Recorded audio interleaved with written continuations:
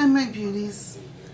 So I thought I would do a video to give you a glimpse into my depression and anxiety. I started out searching. I actually have a cousin that sells Unique, so I was looking to see, what reviews there were for that, for the foundation online. Then I was finding other foundations, so it started this whole research. Through all of that, I discovered some YouTubers that, like Just Dan, Alexandria Ryan, V. Lopez, Abadabs, Glamour Index, and was just watching them constantly. And it gave me the courage to start my own channel.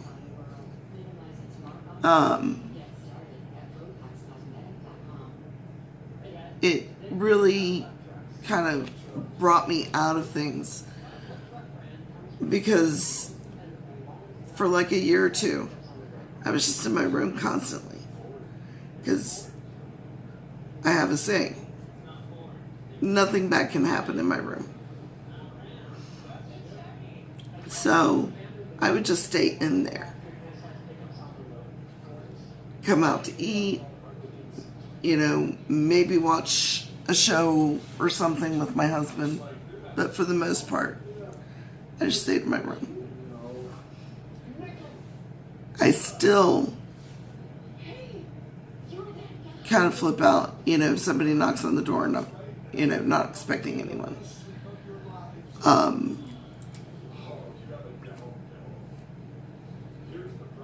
Especially if I'm alone. I don't know why that happens. It just does. I get very anxious when it happens. So, I do have medication for it, but I don't like to take it. I do take the medication for my depression, but for the anxiety, because a lot of those meds can be very addictive. In my family, we've come to know the days that I need the medication as Ativan days. Like when I had an MRI, because it wasn't an open one and I'm claustrophobic, that was an Ativan day. When I get an injection in my back, Ativan day. When my dad died, it was, with everybody there and so forth, it was Ativan and a glass of wine day. That was fun.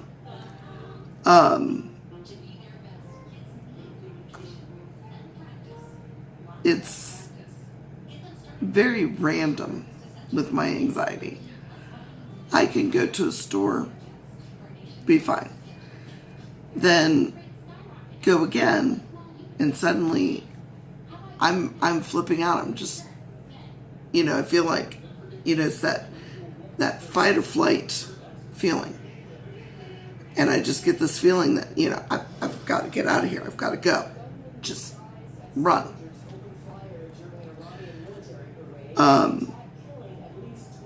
I've done that for quite some time, but in the past couple of years, it had gotten more frequent.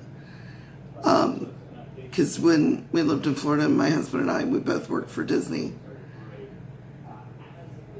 often, because, he and I got him free, but, he had his passes, I had my passes.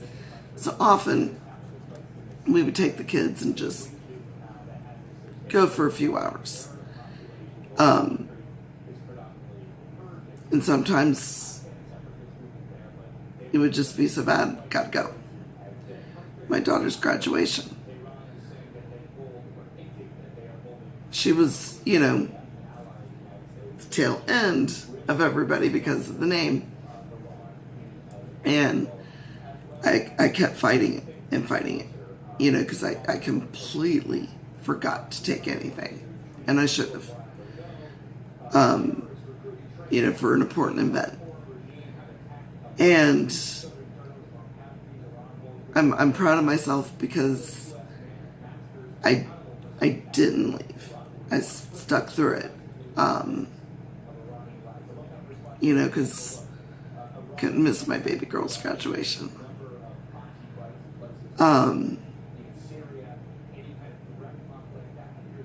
When my niece graduated, I was smarter on that because she's younger than my daughter.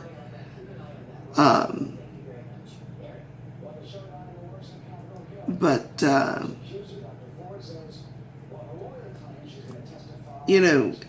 just watching those videos really helped. And also getting into Instagram and the friends that I made there.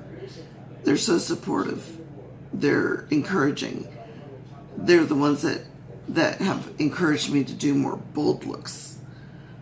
I used to do red lips all the time when I was young. As I got older, I was like, I don't know. They encouraged me and said, it looks fantastic. It looks great. My self-esteem is still very low. Having the marks that I do on my face is something that, bothers me. The texture that I have on my skin now. And I did find a product that's been helping. It's also been lightening these marks. And my face feels smoother. But there's still texture. What I've been using is the Drunk Elephant Baby Facial. Came in the Allure box. So now I have to figure out how to get the full size. That's not cheap.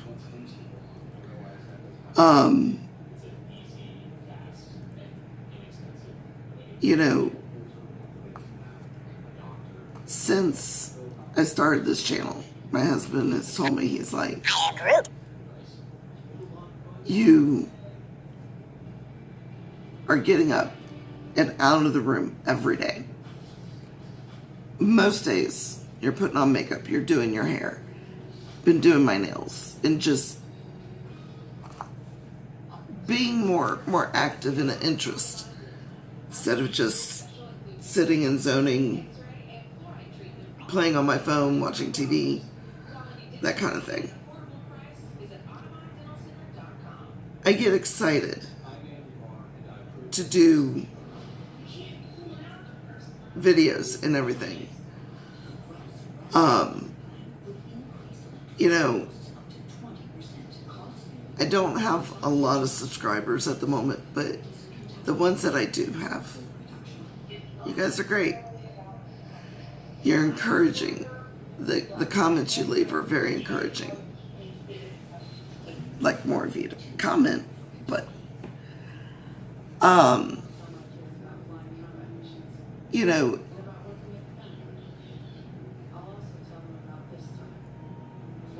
it was hard on my husband and my kids being like that. Thankfully, my kids were older and kind of understood. My son's not a huge fan of, me being on medication, he thinks I should take a more natural approach. I was like, that's not going to happen. I might try some CBD oil. I talked to my pain management doctor, and he said, it was fine with the CBD because it doesn't have the THC that hemp has. But you still get the benefits from it. It helps with anxiety. It helps with pain. Just have to be cautious because there are some that still slip in some THC. And then there's some that the strength isn't enough to do anything and it's pointless. So it's a lot of research, and I don't know if I'm going to do it or not.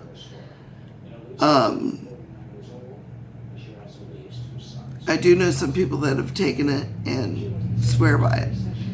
So, I'm kind of like, it took me months of research to figure out what I was going to invest my money on for foundation. And so it's kind of that way with the CBD oil. And, I am so blessed to have the husband that I have. My health is not good. I had a stroke that in a few months it'll be 6 years ago. And 18 years ago I had a pulmonary embolus, which is a blood clot in the lung. Typically, a pulmonary embolus is fatal. I was fortunate that it was 2 blood clots that went to my lung. And I was fortunate they were small. Because had they been large, I wouldn't be here. It's one of the true emergencies that doctors list for ER. Because like that and heart attack are the 2 really big. Because like when I've had 2,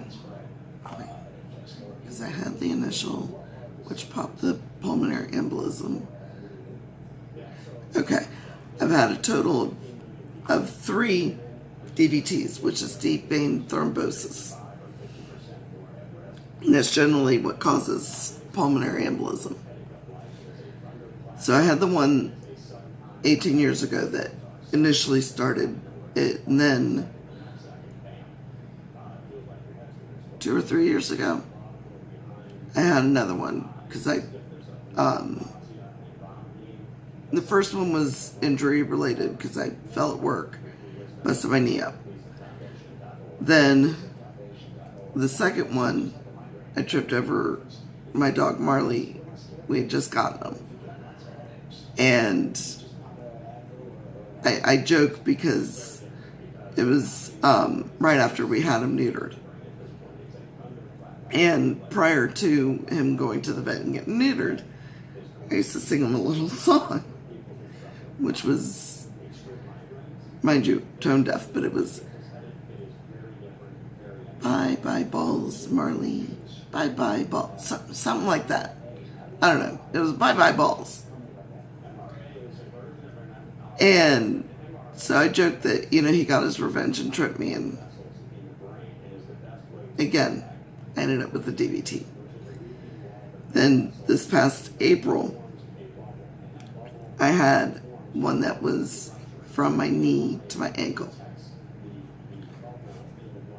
Flying to Florida didn't help it. Because I just had an injection in my back. Because I was like, I really want to get this done before I go. Because of where my sister lives. It's the town of Kissimmee, and she lives downtown. So there's all these places that we could go to and walk to. Right on the lake, all this. But due to that DVT, I wasn't able to.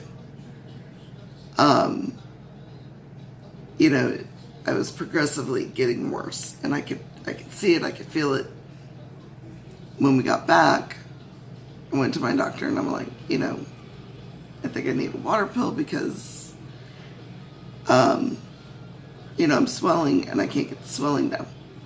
She's like, well, with your history, I want you to go to the ER and get checked out. Like, okay. Because her ordering an ultrasound would have taken longer. That's why she sent me to the ER. I didn't have any pain, nothing, because usually with it, I know because I have a lot of pain.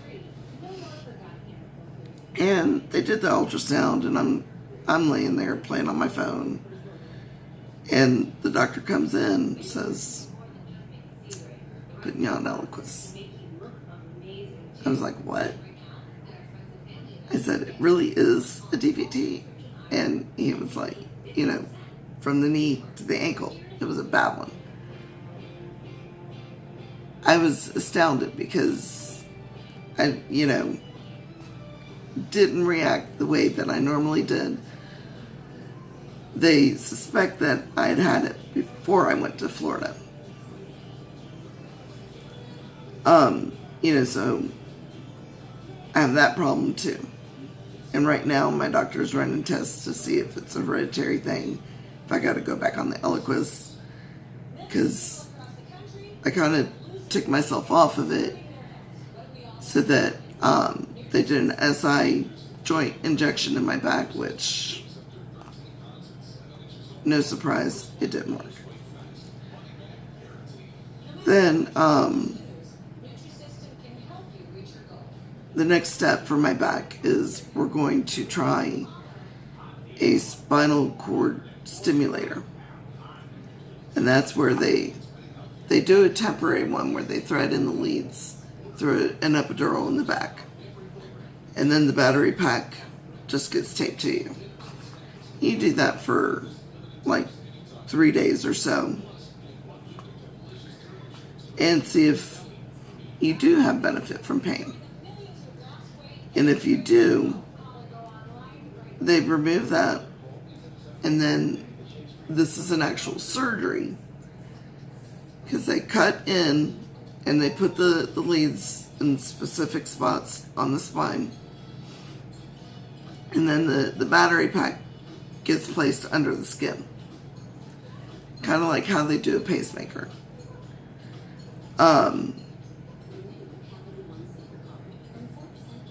And then that's supposed to last for at least like 10 years or so. If it gets rid of the pain, I'm all for it. My son's not thrilled. He's like, Mom, you need to do more research. And I'm like, I have. It's better than like surgery. I mean, it's surgery, but it's more of just like a surgical procedure. You know, there are some risks. I mean, obviously going under, there's always the risk from that, but I just, you know, the pain.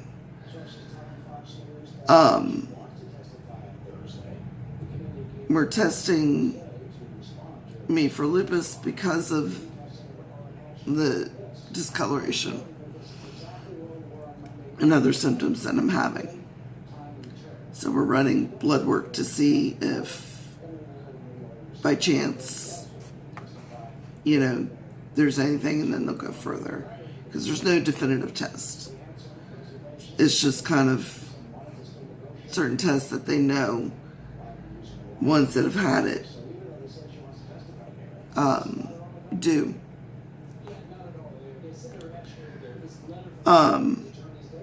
You know, I have hypothyroidism, I have seizures,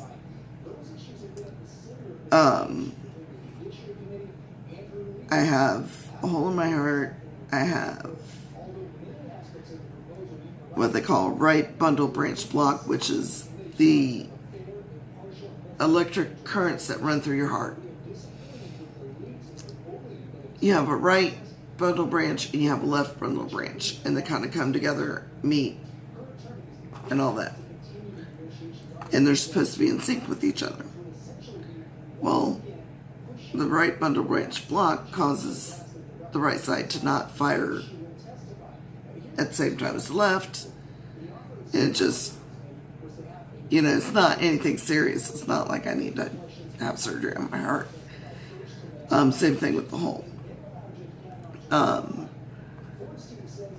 Because going in and doing the surgery to close the hole could cause atrial fibrillation, AFib, which in itself can cause strokes and seizures. So my cardiologist does not recommend that I do that, because it's not like my symptoms are severe.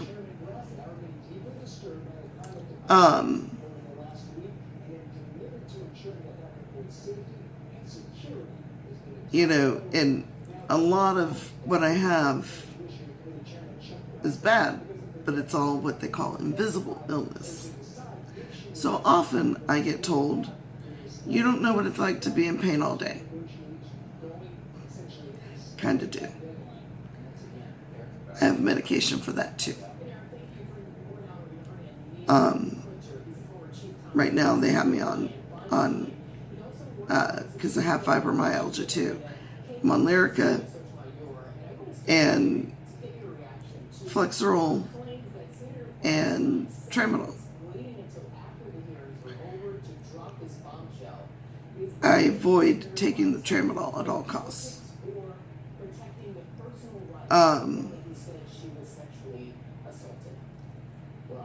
It's just,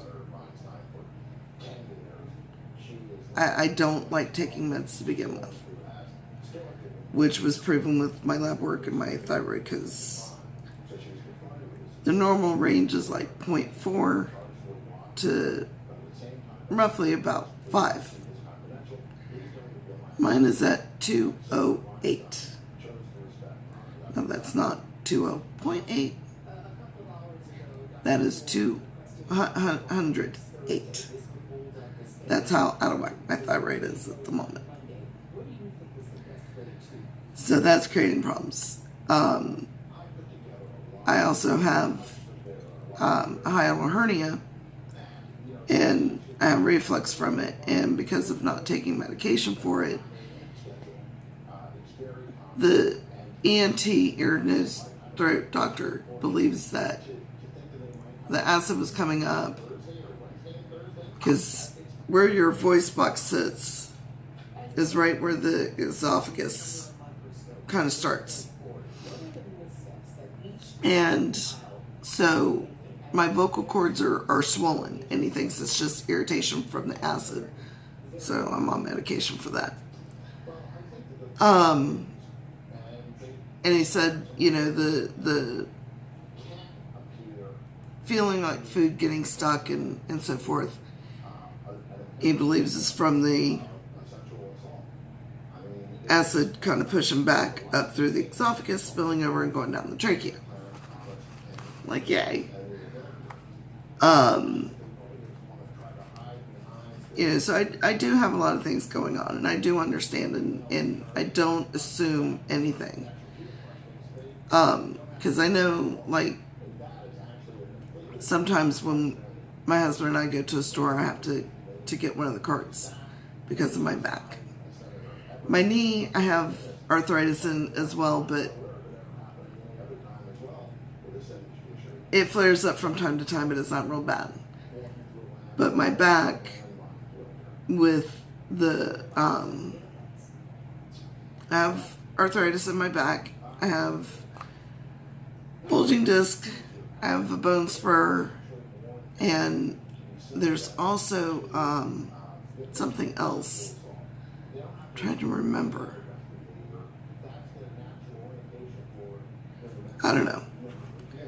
But the last CT scan showed that my back had gotten worse. So we'll see what the MRI says.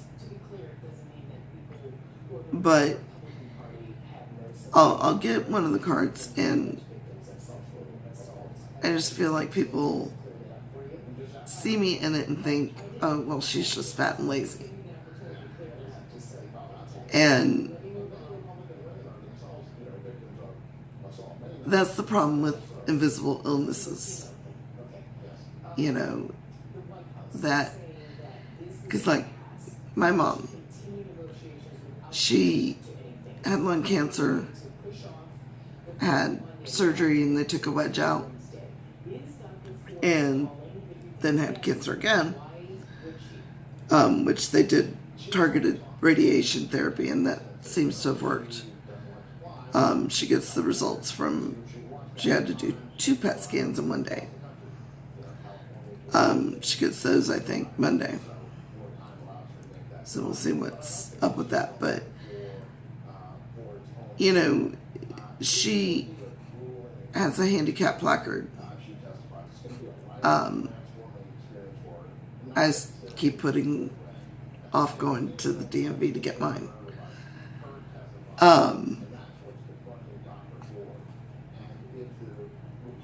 Hoping that I won't need it.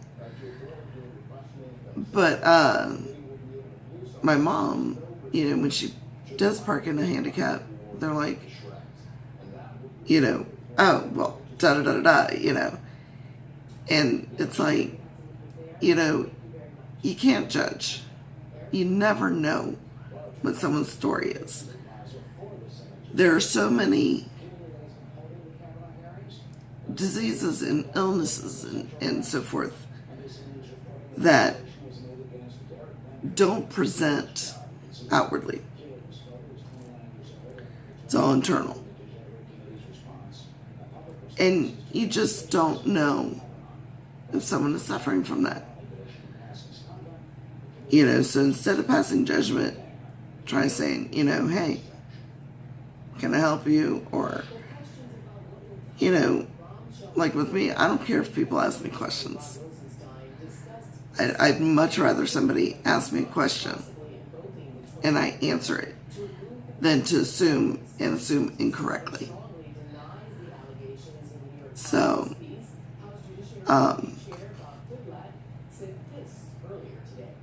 that's kind of where we stand right now. Just running a bunch of tests and seeing.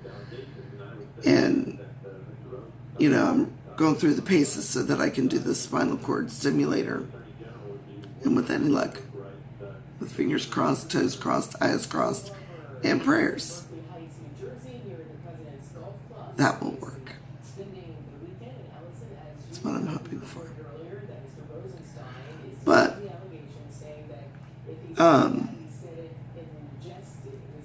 if you